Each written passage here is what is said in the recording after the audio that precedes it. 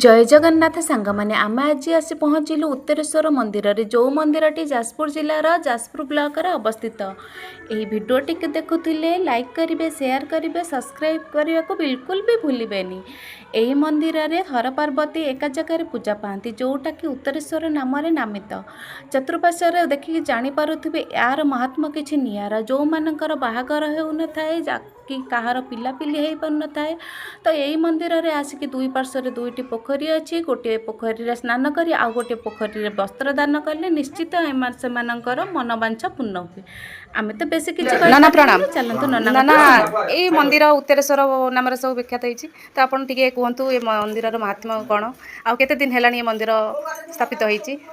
मंदिर पुरातन मंदिर आम जेजबापा कहते 100 वर्ष पूर्वर मंदिर आउ ये मंदिर आध्यात्मिक रही बेलू मंदिर दुई पार्श्व दुटा पोखरी अच्छी से पोखरी पोखरीर महात्मा किसी कहे सचेतीर्थ उत्तरेश्वर मेला भी हुए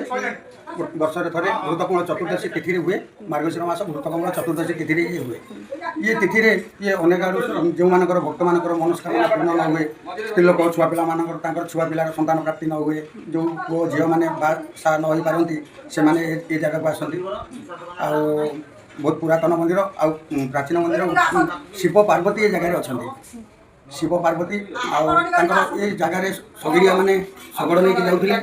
शगड़ लेकिन जाऊला समय राति जाक जगार कले कले जमी राति से जो शिवलिंगटी गोटे झिका होगा चुलीर झिका आउ दुईटा झिका दुईटा पथर थोड़ी से राति रोषे गले रोषे कला समय पानी जमी फुटी सारी चाउल सेठारे पकड़े जमी से चाउल रक्तवर्ण होगा जमी रक्तवर्ण होगा से आदान रही आम कौन करूँ जहाँ हो जमी राति जापन करके शोला पर राति स्वप्नघात कला गला से देखिले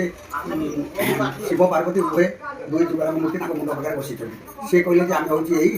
उत्तरेश्वर हर पार्वती आ तुम्हें तो कर तुम मालिक को कह आम व्यवस्था करूँ आ सी निश्चय करेंगे तुम्हें जाकि शुणेले सी निश्चय करेंगे सांगे सांगे करेंगे मैंने दिन सका बंद कर मालिक पाक जा पहुँचले पहुँचला मालिक को कहले मालिक आसिक ये जगह